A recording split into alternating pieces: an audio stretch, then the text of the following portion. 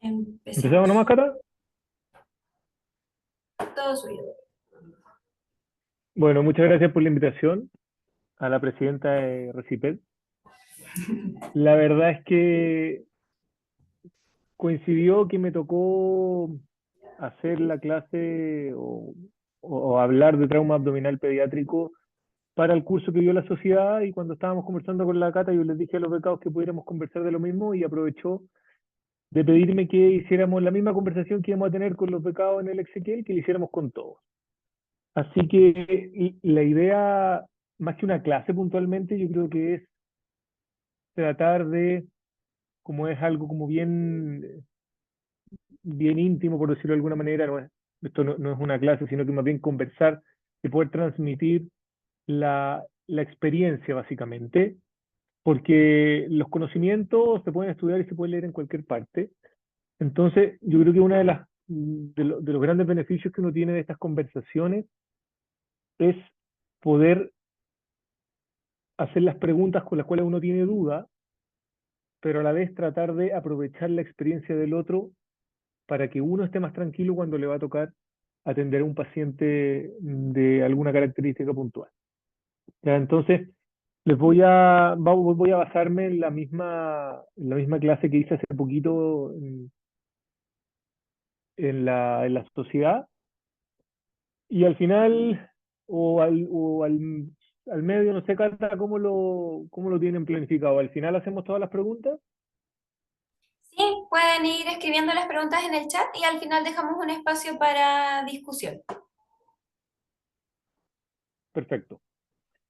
Entonces, bueno, la idea de esta clase no es hacer una clase de anatomía ni de cirugía ni técnica quirúrgica en el trauma abdominal, sino que más bien una manera de cómo enfrentarlo y cuál sería la conducta terapéutica inicial en los pacientes que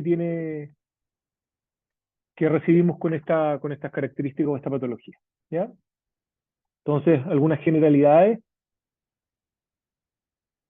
Las consultas por trauma abdominal, independiente de la gravedad que tengan, corresponden más o menos a un 8% de las consultas, generalmente en el servicio de urgencia. De estas poquitas consultas, un 83% corresponde a trauma abdominal cerrado y solo un 17% a trauma abdominal penetrante. Actualmente el número de consultas no es muy alto y la más gran mayoría son leves, como todos lo hemos visto en las urgencias, pero probablemente eso va a ir cambiando.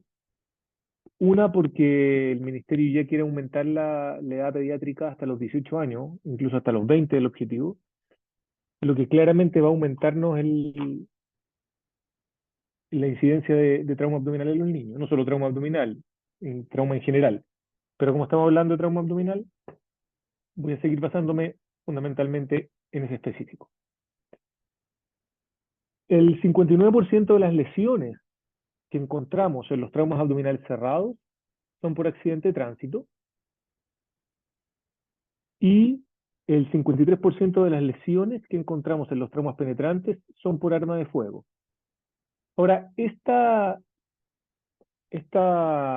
porcentaje es tan alto porque la bibliografía está basada principalmente en otros países con poblaciones altas y que tienen súper buen registro. Este probablemente no es la realidad nuestra, pero, pero en la evidencia y en la bibliografía publicada, así está. Generalmente son eh, porcentaje de Estados Unidos, pero para que tengan presente la alta tasa de lesiones por arma de fuego que tiene. Dentro de los traumas abdominales cerrados, la mortalidad global es de un 9%. ¿Por qué digo global? Porque es generalmente la mortalidad no la da la lesión del abdomen. Como estamos hablando de pacientes politraumatizados habitualmente o lesiones graves secundarias a accidentes de tránsito, la mortalidad está dada por otras lesiones, ya sea torácicas o en su mayor porcentaje neurológicas. En los pacientes que tienen trauma abdominal cerrado con lesiones cuya muerte se produce por la lesión abdominal es solo un 22%. ¿Ya? Para el trauma penetrante, la mortalidad global es un 6% y la letalidad es de un 67%.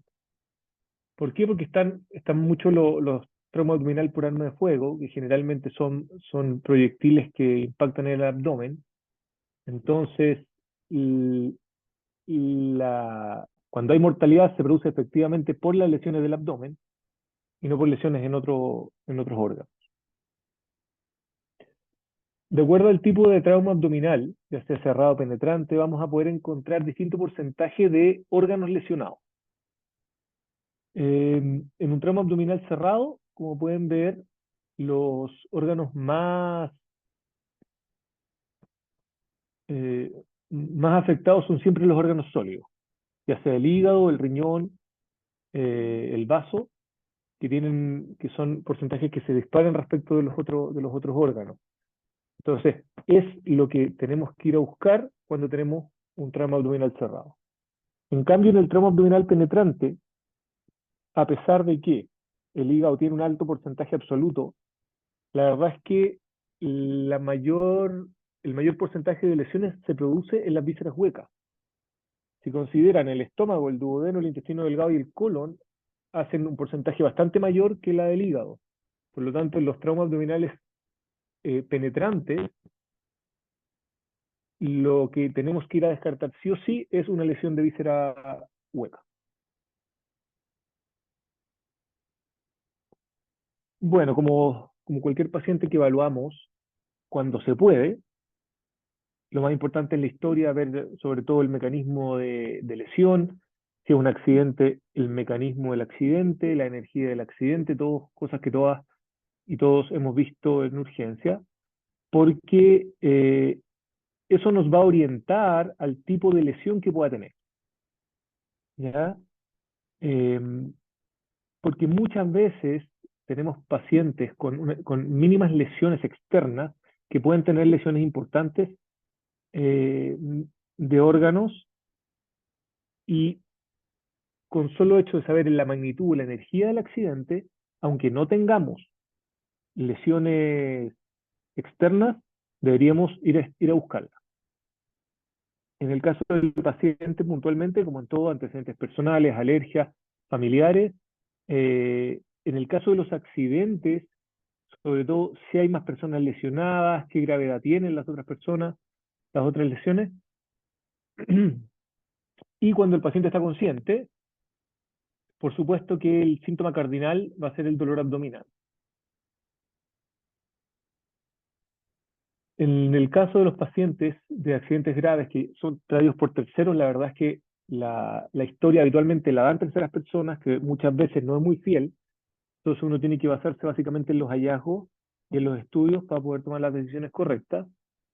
Pero como en todo paciente, siempre que tengamos la posibilidad de exprimir el cuadro de dolor, ver la ubicación, el tipo de dolor, eh, si se asocian a otros síntomas, etcétera, sacarle el jugo para poder,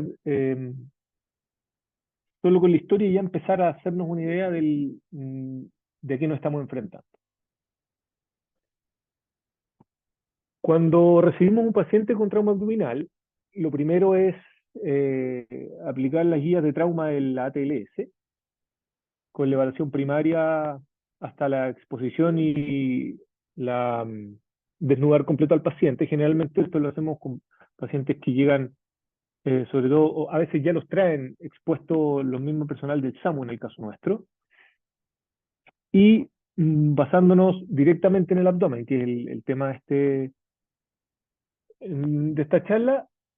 Bueno, siempre primero la inspección, ver si es que hay lesiones externas, ver si es que hay lesiones en otro lado, porque muchas veces uno puede eh, tener lesiones en otro lado que pueden estar afectando el abdomen, como lo vamos a ver más adelante.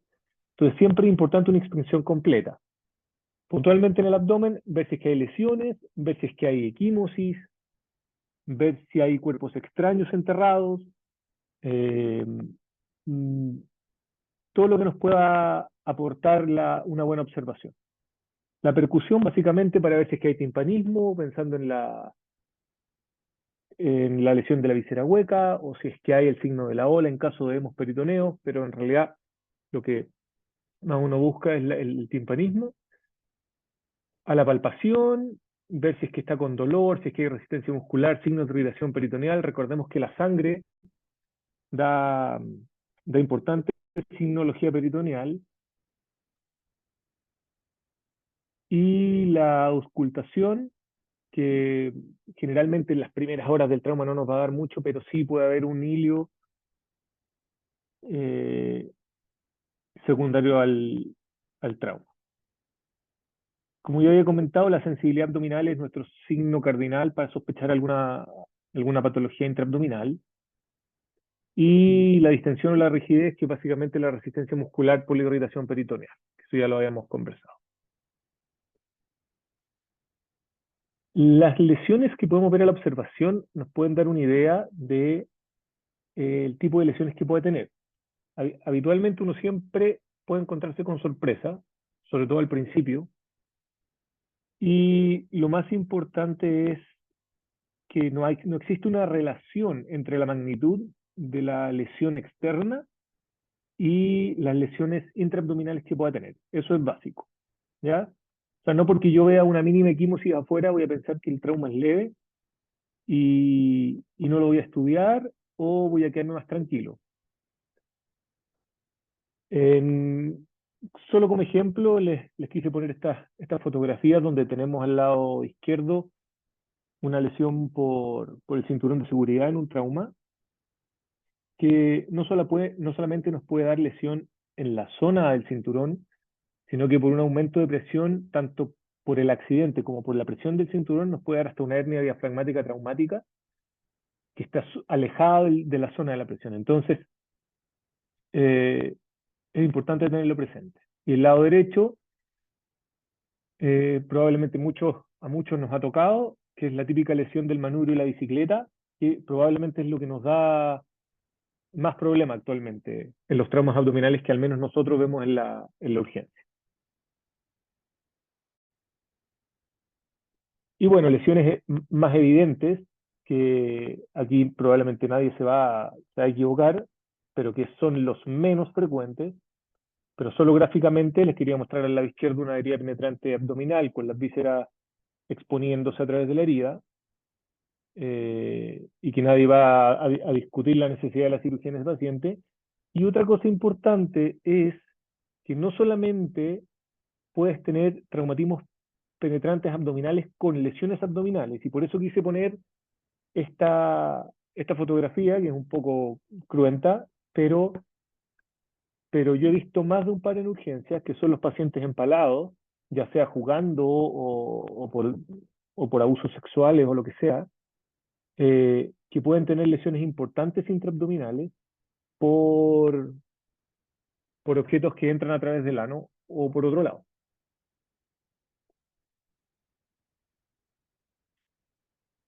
Entonces, importante siempre considerar que, como lo dije en un principio, la mortalidad y la gravedad del paciente muchas veces no está dado por las lesiones intraabdominales, sino que por las lesiones asociadas. Por eso es muy, muy importante que cuando recibimos un paciente que tiene lesiones intraabdominales o que sufrió un trauma abdominal, considerar la posibilidad de tener lesiones en otros lados y, por supuesto, examinarlo completo, eh, pensando en las lesiones que podrían provocar la mortalidad o la morbimortalidad mayor, más que la misma lesión intraabdominal.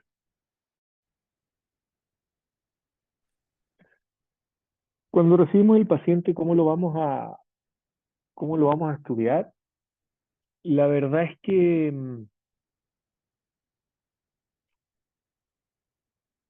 muchos de los exámenes que podemos tomar en el momento de la llegada del paciente no nos van a mostrar la realidad inmediata del paciente, pero sí nos van a poder servir como base para poder ver la evolución. salvo que el paciente ya lleve cierto tiempo, muchas veces no vamos a encontrar ni siquiera alterados los exámenes, sino que es la clínica la que nos va a dar un poco la gravedad del paciente. Pero de todas maneras, se suelen pedir en los pacientes politraumatizados, en los pacientes con trauma, la batería de exámenes que uno tiene habitualmente en la urgencia, y que son pruebas hepáticas y pancreáticas, fundamentalmente buscando lesiones hepáticas y pancreatitis, eh, hemograma, por supuesto, o recuento hematológico, dependiendo de lo que uno tenga más a mano, y el grupo RH pensando en que pudiera tener una necesidad de transfusión. Una orina completa, fundamentalmente buscando lesión de vía urinaria, ya sea renal o vía urinaria más baja, ante la presencia de sangre en la orina. pH y gases para ver el estado metabólico del paciente y el perfil bioquímico que, como les digo, muchas veces nos va a servir como base más que para las decisiones inmediatas. En las imágenes, el estudio que nunca puede faltar, esto es personal y por bibliografía, es el estudio con contraste endovenoso. Eh, Podemos discutir si primero ecografía o el escáner directo por el tema de la radiación. Yo creo que, personalmente, creo que si uno está ante un trauma abdominal y tiene duda respecto de la situación del paciente y quiere hacer un buen diagnóstico de las lesiones, el examen es el escáner con contraste endovenoso. Y así está definido, y la mayor parte de las clasificaciones se basan en el escáner, pero a veces o no tenemos quien lo informe, eh, hay hospitales que pueden no tenerlo, y muchas veces, dependiendo de las condiciones del paciente, uno parte por la ecografía y después hace el escáner. La verdad es que lo podemos conversar y podemos discutir qué haría cada uno de acuerdo a la realidad local, que también es súper importante, pero, pero desde el punto de vista teórico y filosófico, el examen es el escáner. La ecografía convencional para evaluar lesiones gruesas de los órganos sólidos se utiliza habitualmente, pero la EcoFast, que está muy en boca de la urgencia en adulto, la verdad es que todavía no está estandarizado ni validado para los niños,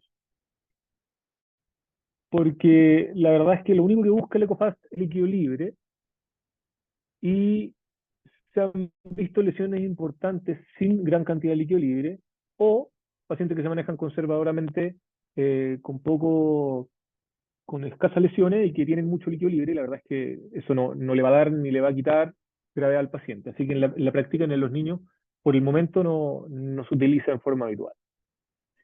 Y otros exámenes más específicos y ya de mayor complejidad, que no todo el mundo lo tiene a mano. Yo por lo menos en los hospitales no lo tengo disponible, que es la angiografía, que generalmente son para pacientes estables, eh, que, claro, que de una manera muy poco invasiva uno puede controlar los sangrados leves a moderados, que, o que pueden ayudar a evitar, en una cirugía, a evitar la extirpación de un órgano, que uno lo tiene que tener como alternativa y como herramienta, pero, pero en la práctica se usa muy poco, salvo en los lugares que lo tienen disponible, pero por lo menos en la realidad nuestra pública es poco utilizado. Y, y la radiografía, que lo use como radiografías básicas de trauma, básicamente, que, que en general se pueden hacer cuando uno va con el paciente, o se puede hacer en la misma urgencia cuando hay equipos móviles, como para la, la toma de las radiografías de tórax, pelvis y las básicas que uno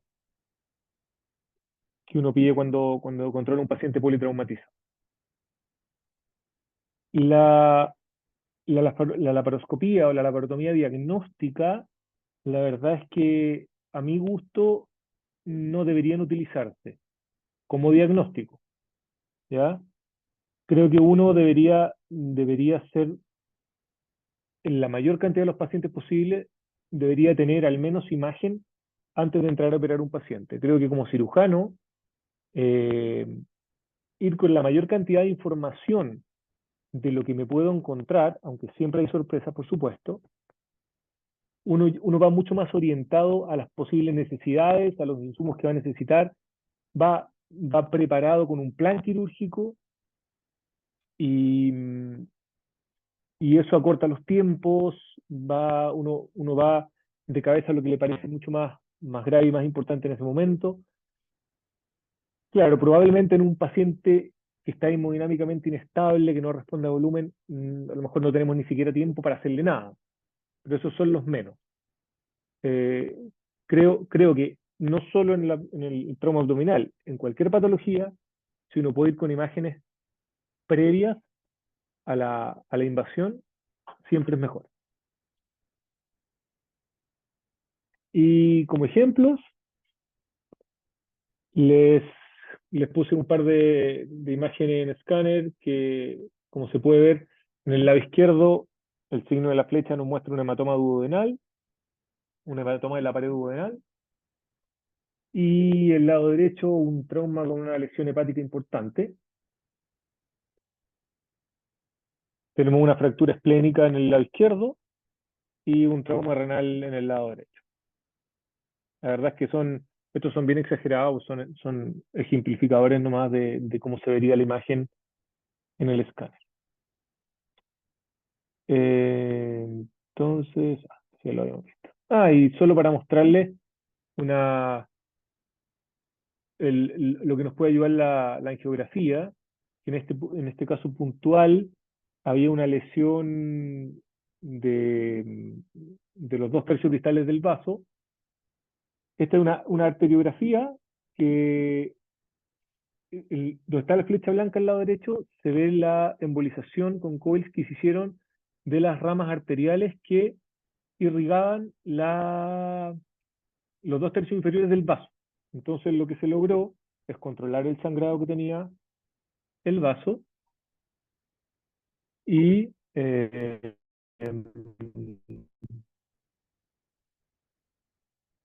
y, y lograr mantener el tercio superior y no tener que extirpar el vaso en la cirugía. Entonces, como primera aproximación, discúlpenme, denme un segundo. Perdonen, pero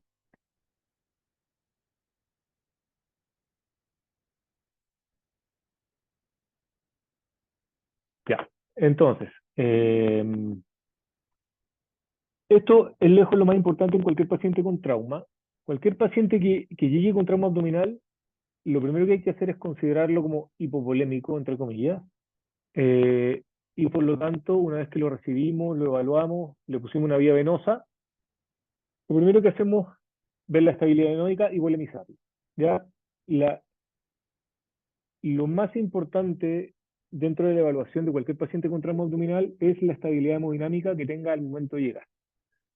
Entonces, vamos a volemizarlo con un bolo de 20 ml por kilo de Ringer lactato si hay, que es lo que está en las guías, pero de solución fisiológica si es lo que tenemos, y que la vamos a repetir por 2 veces más cada vez que pasamos un bolo, evaluar nuevamente la estabilidad hemodinámica. Si no ha respondido a los 3 bolos, se le pasan 10 ml por kilo de glóbulos rojos, y si no responde, esa sería la única indicación de llevarse al paciente corriendo al pabellón. ¿Ya? Eso es lo que hay que tener clarísimo desde el principio. O sea, la única indicación de llevarse corriendo al paciente al pabellón es que no responda a tres a 3 bolos de cristaloides más un bolo de glóbulos rojos y la hemodinamia sigue inestable. ¿Ya? Todos los demás, ya sea lleguen compensados, lleguen compensados o se compensen con el volumen, nos da tiempo para estudiarlos y para planificar mejor lo que se va a hacer. En el trauma abdominal penetrante, el 99% de los traumas penetrantes habitualmente es quirúrgico. No está asociado a la gravedad de las lesiones, sino que al solo hecho de ser penetrante. Es importante que determinemos, sobre todo en los proyectiles por arma de fuego, las puertas de entrada y de salida, porque la trayectoria del proyectil nos va a determinar las lesiones que eh, pudiera tener presente ese paciente. A veces es necesario marcar cada una de las entradas para poder, eh, para poder tratar de ver cuál es la trayectoria de los proyectiles. Si es que hay algún proyectil en el camino, si es que salieron o no salieron, dónde están alojados. Eh, y la indicación en este tipo de pacientes es una laparotomía, que es el gold standard. La verdad es que la laparoscopía se deja para casos muy seleccionados en los que uno tiene, a pesar de los estudios, uno tiene la duda de que pudiera tener lesiones, pero uno siempre la puede tener presente, pero hay que, como, para ser bien como concreto, la indicación es una laparotomía media que es la que habitualmente usamos.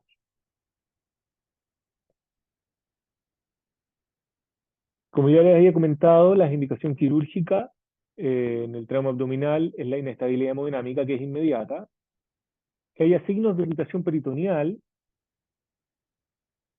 ya sea al inicio o durante la evaluación del paciente, que haya un dolor abdominal difuso persistente, que son signos de irritación peritoneal, que se están descritos, y o hallazgos imagenológicos compatibles con lesiones quirúrgicas. Por ejemplo, lesión de víscera hueca, que es lo más habitual. Y los principios quirúrgicos son básicamente el control de la hemorragia, la identificación precoz de las lesiones graves sobre todo, que es lo que tenemos que controlar precozmente para poder mejorar la estabilidad del paciente y mejorar el pronóstico. El control de la contaminación, fundamentalmente en lesiones de visera hueca. Y la reconstrucción cuando sea posible.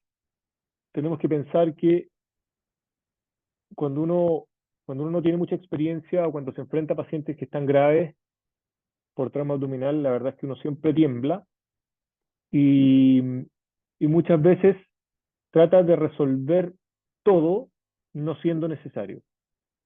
Creo que el concepto que todos tienen en la cabeza del control de daños es algo que se aplica mucho en este tipo de pacientes, porque lo que queremos, sobre todo los pacientes graves, lo que queremos es salvarle la vida. No nos interesa armarle la anatomía perfecta en la primera intervención. Entonces, siempre tener presente el control de daño. ¿Ya? Sobre todo el control de la hemorragia, que es lo que más va a afectar al paciente en un inicio. En el trauma abdominal cerrado, la verdad es que antiguamente se operaban muchos, que con el tiempo se ha visto eh, que el manejo no quirúrgico tiene menor tasa de morbimortalidad en cierto tipo de lesiones, por supuesto. Y la indicación quirúrgica va a depender fundamentalmente de la lesión en el caso de la lesión de víscera hueca o su repercusión fisiológica. La verdad es que como en el trauma abdominal cerrado, la gran mayoría de las lesiones son de órganos sólidos, ya se están operando cada vez menos pacientes. Y lo importante es ver cuánto afecta esa lesión a la fisiología del paciente o si hace alguna complicación que sea quirúrgica. Y para eso hay una lista de cada uno de los órganos del abdomen en la Asociación Americana de la Cirugía del Trauma, que es la AST, eh, donde están clasificados los traumas de los distintos órganos del 1 al 5, del 1 al 6, dependiendo del trauma, que eso lo pueden ver. Abajo está la, mm, el link, pero no, obviamente no vamos a ahondar en cada uno de los órganos. Eh, pero para que tengan claro que de acuerdo a, a la imagen es el tipo de clasificación. ¿Y por qué lo remarco? Porque la indicación quirúrgica no va a depender del, solo de la imagen. ¿Ya? Entonces es importante que lo tengan súper claro. Em, entonces, como ya hemos visto, va a depender de la lesión del órgano sólido, de la lesión de la víscera hueca o de la lesión vascular, ¿ya? Y de su repercusión fisiológica. Solo como ejemplo, la clasificación del trauma hepático, que ahí pueden ver perdón, del trauma esplénico. Este es del trauma esplénico, porque el hepático está el 6 y el esplénico. De acuerdo al hematoma que tenga, al tipo de desgarro, de fractura, cuánto compromete, si es que hay alteración de los vasos o no, hasta el estallido y la abulsión completa del vaso. Y dependiendo de las guías que lean, ahí están el manejo conservador de cada uno de los órganos lesionados. Entonces, solo como ejemplo, en el caso del grado 1, que son las lesiones mínimas de los órganos, no tienen que estar en la unidad de cuidado intensivo, se pueden dejar en vigilancia solo un día en el hospital, se pueden dar de alta con una semana de observación en la casa y sin actividad física por un mes. Hasta los que tienen grado 3 o mayor, que requieren al menos un día de observación en UCI, en hospitalización 3 días más, en la casa 3 semanas y 3 meses sin actividad física.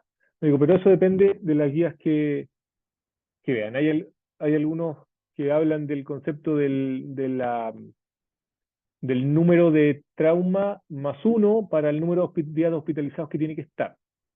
La verdad es que eso, repito, depende mucho de lo que ustedes lean.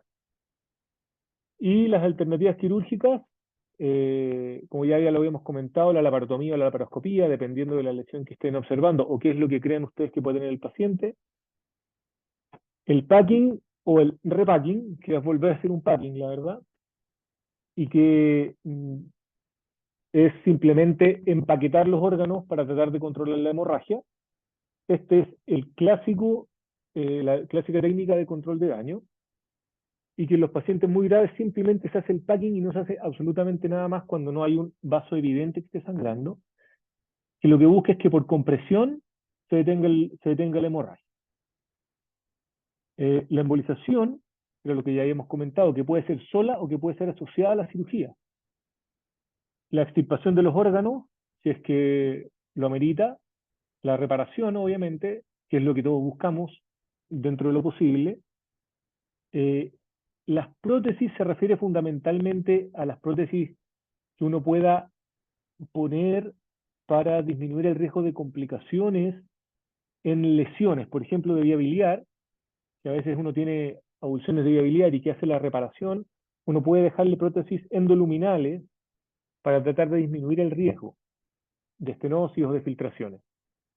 Los drenajes percutáneos, en caso de, por ejemplo, gliomas o urinomas, dependiendo del tipo de lesión que se observe, asociado a drenajes endoluminales, o las ostomías, que que nosotros hacemos mucho, no en los traumas, sino que en general, para derivar el tubo digestivo, sobre todo cuando hay lesiones importantes y principalmente en la pelvis o lesiones de recto bajo, o lesiones que hay que van a necesitar tiempo para sanar. Y solo como ejemplo para mostrarles lo que es un packing hepático en el lado izquierdo, que es literalmente poner compresas por todas partes para comprimir, o la laparostomía contenida, que es un poco para transmitirle este concepto de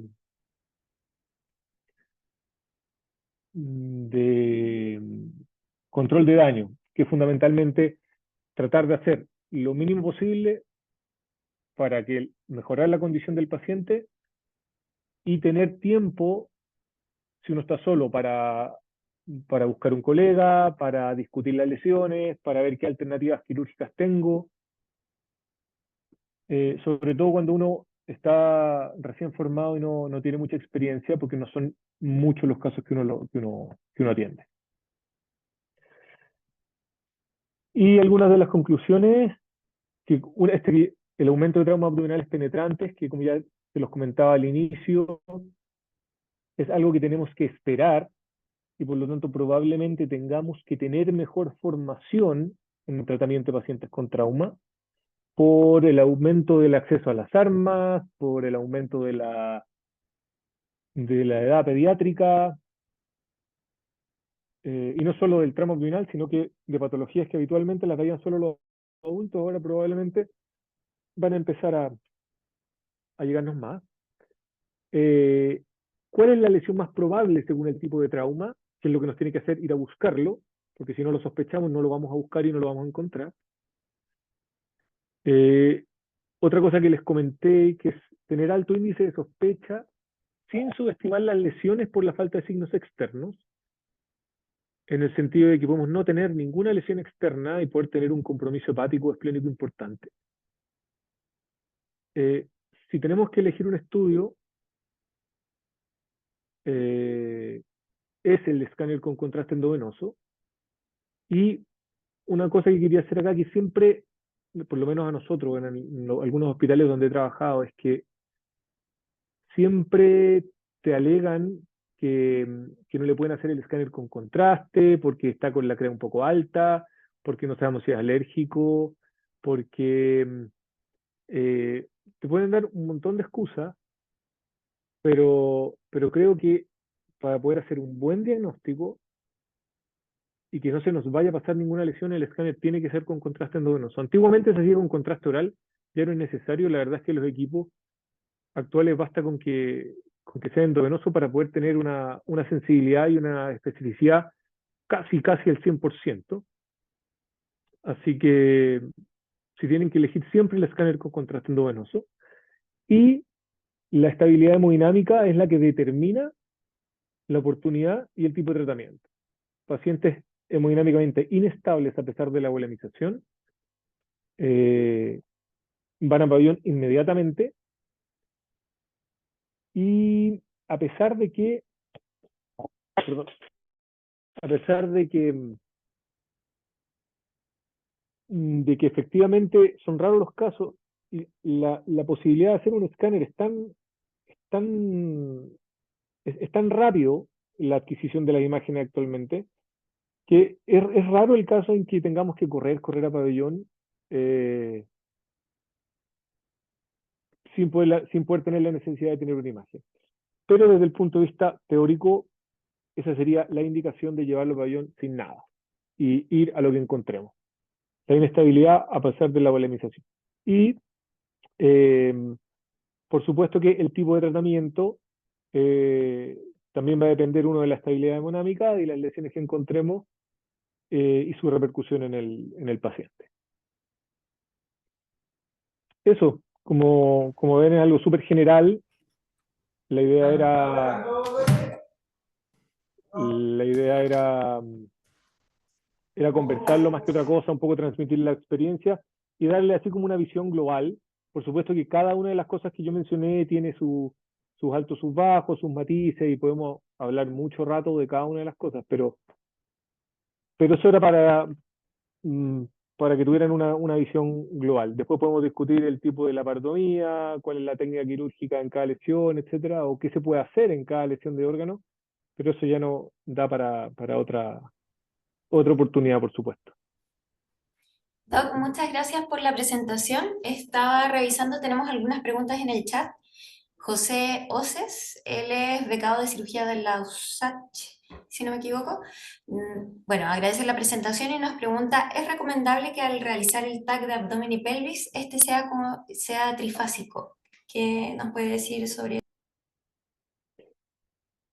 Y si el paciente está estable, la verdad es que cuando uno pide un escáner, generalmente es un paciente que está estable.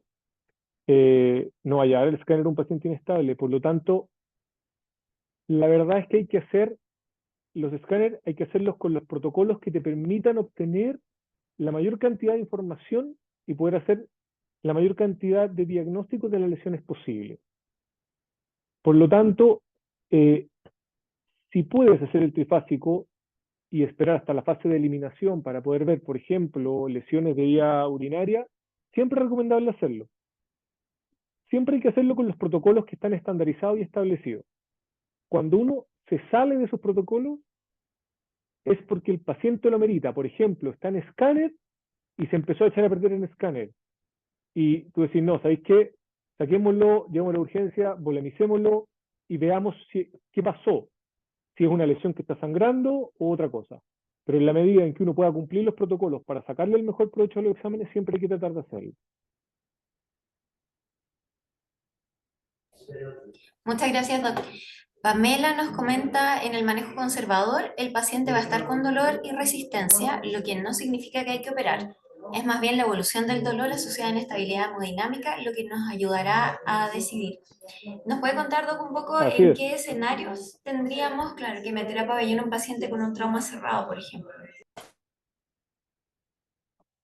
Generalmente uno al principio no los opera. Si el paciente está hemodinámicamente estable, no los opera. Eh, ¿Cuándo uno va a decidir la cirugía?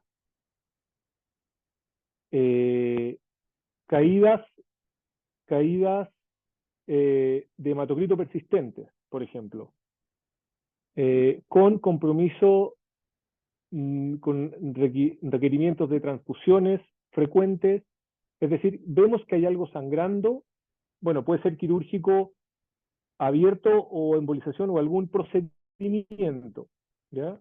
Que veamos que hay un sangrado activo no intenso pero persistente, por ejemplo. Que la lesión del órgano sólido provoque que al principio no se haya diagnosticado una lesión al inicio del trauma, pero que se haga evidente posteriormente. Por ejemplo, lesiones de vías biliares pequeñas que hayan pasado inadvertidas en un principio, lesiones de vaso que generen un bilioma, por ejemplo. Ya sea, puede ser una punción percutánea o habrá que estudiar bien el tipo de lesión y habrá que hacer la imagen puntual para poder definir. En el caso de los riñones, que haya lesiones en un principio que se maneje conservador y que haya una lesión vascular o de vía urinaria.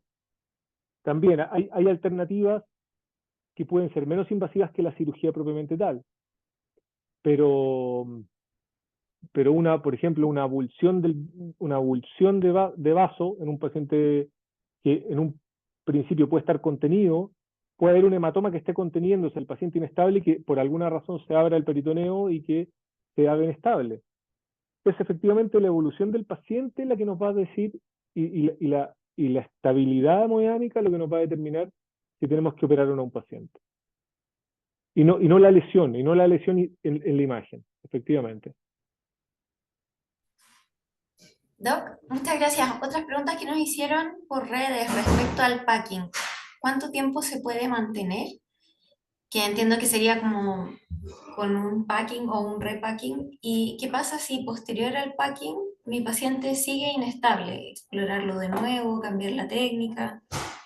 O sea, generalmente uno deja el packing unas horas, 12 horas y puede volver a, a reevaluar. No, el packing no se deja en forma permanente.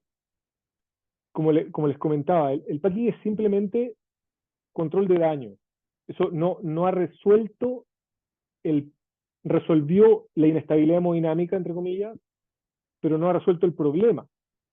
Entonces, generalmente uno usa el packing, pero hace la exploración en la misma cirugía.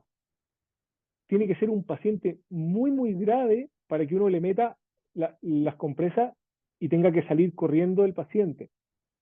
Habitualmente uno lo hace para controlar la hemorragia y luego va explorando por cuadrante para tratar de encontrar el punto del sangrado. No es que uno vaya a hacer solo el packing, uno va a tratar de resolver el problema, pero a veces no se puede. Entonces, si yo tengo que elegir, habitualmente con 24 horas es un tiempo prudente para poder revisar el paciente cuando está estable. Si el paciente tiene un packing y no se ha controlado y sigue hemodinámicamente estable, eh, hay que ir a reexplorar el paciente. O hay que en este periodo de espera, Hola, señor. a lo mejor hacer imágenes. ¿Cómo estás?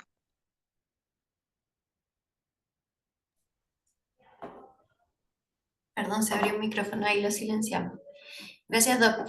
José Oces también nos pregunta si tiene experiencia con el uso de BAC en la parotomía contenida con packing asociado, porque lo que él tenía entendido es que no era recomendable, pero lo ha visto. ¿Qué nos puede contar de eso, del cierre o de qué forma?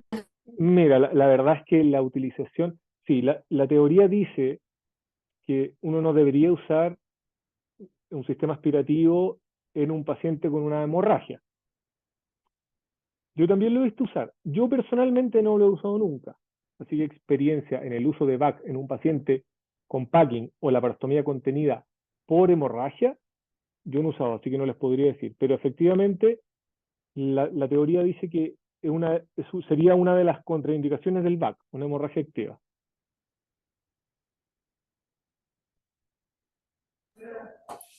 Doc, y José Carlos nos pregunta cuáles son sus parámetros y cuánto tiempo deben mantenerse para considerar inestabilidad hemodinámica y si en algún momento toma en cuenta algún percentil de presión arterial.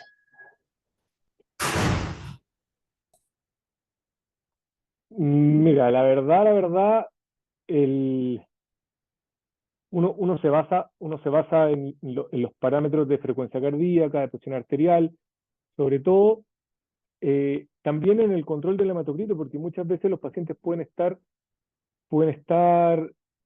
con hemorragias activas persistentes y aunque uno logre mantener la hemodinamia activa, la hemodinamia estable, eh, un, un hematocrito con caída persistente tiene que hacernos pensar que en alguna parte hay un sangrado. Entonces, eh, muchas veces uno puede estudiar o hacer intervenciones en los pacientes que pudieran estar hemodinámicamente estables. Ojo, yo creo que cada paciente es independiente y uno tiene que ir evaluándolo. Eh, Generalmente, taquicardias sostenidas, presiones arteriales que van bajando, y estamos hablando de cosas de horas. Ya esto no es de un día para otro. Generalmente uno va en los pacientes que llegan con trauma, que uno ve que están hemodinámicamente como en el límite, que respondieron a volumen, uno los controla horariamente. Y generalmente es una utilización continua y debieran estar en la unidad de cuidado intensivo, que efectivamente llegó inestable. Entonces, más que es más la evolución de los parámetros que uno utiliza habitualmente, como frecuencia cardíaca, presión arterial media, que, que te hace pensar si realmente tiene o no tiene indicación quirúrgica. Si me preguntas por percentiles, la verdad es que yo no lo uso al menos. Yo me guío más por la conversación con el UCIsta, por la evaluación clínica del paciente, pero, pero que yo diga a partir de cierto percentil se opera, por lo menos en mi caso no.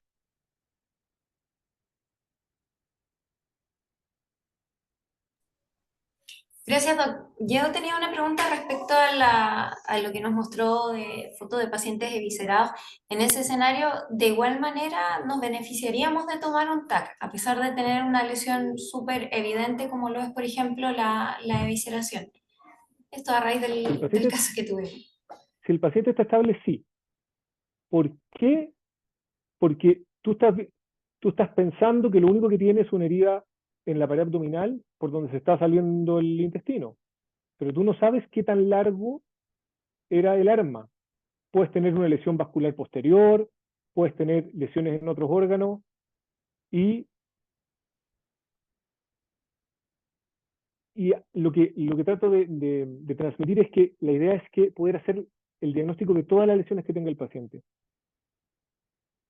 Claro, si te dicen y te muestran, por ejemplo, te muestran el cuchillo y es un cuchillo de 5 centímetros, una sola herida por donde se está saliendo el epiplón o el intestino, tú dices, si entró por anterior, más de 5 centímetros, no llegó a ningún lado, a menos que se lo hayan enterrado con tal fuerza que hayan llevado la pared abdominal hasta la columna y pueda tener lesión igual atrás.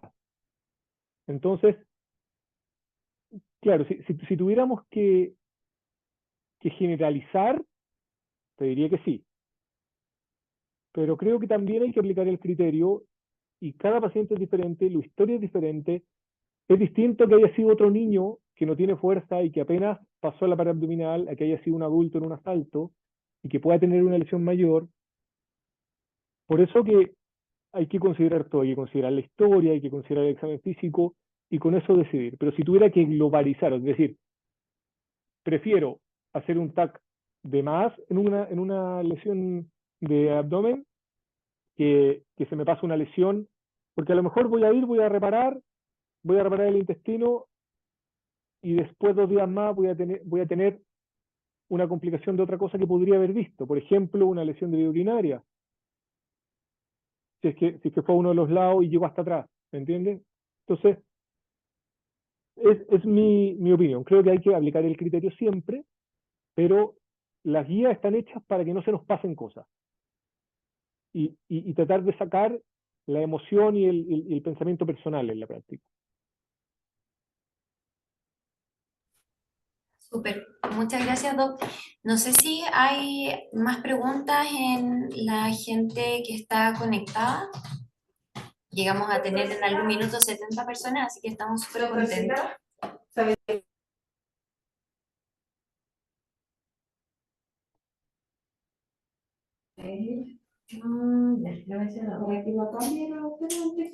Si no tenemos más preguntas, entonces darle las gracias al doctor por su tiempo, por la buena presentación, por las fotos y los casos que nos expuso.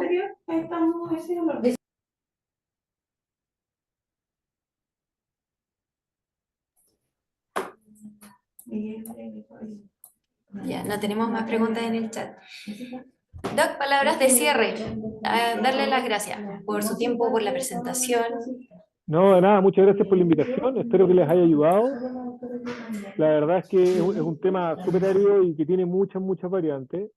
Creo que la idea de las guías es siempre tratar de, como te comentaba recién, todas las guías de todo tipo de patología es un poco protocolizar la atención para favorecer la mayor cantidad de pacientes posible y hacer una atención de calidad, y por eso uno se basa en la evidencia y en la bibliografía y en las guías generalmente de los países que tienen mucha casuística, porque son los que les han pasado las cosas malas y que han aprendido de eso. Eh, creo, creo que nosotros vamos a tener, bueno, ustedes en este caso, que son las más jóvenes, van a tener que formarse probablemente mucho más que lo que lo que nos tocó a nosotros en trauma, por lo que al parecer se viene. Eh, y nada, la experiencia que nosotros podemos compartir siempre disponible, a un llamado telefónico, a una pregunta, a un ven, por favor, venga a ayudarme, a lo que sea. Creo que es algo que uno siempre espera poder hacer. No, porque uno ha estado en esas posiciones y cuando uno está recién empezando y tiene pacientes así de complejos, no sabe qué hacer, no sabe si lo que va a hacer es correcto o se va a quedar corto o se va a pasar. Todos nos hemos equivocado en algún momento. Eh, y la idea es que las personas que vienen formándose aprendan de los errores de nosotros y y que no cometan los mismos errores. Y para eso ahora la comunicación es muy fácil. Así que nada, siempre disponible para el que quiera o necesite ayuda. Dentro de mi poca experiencia también, si esto no es algo que uno vea trauma todos los días. Entonces uno también va aprendiendo, la verdad.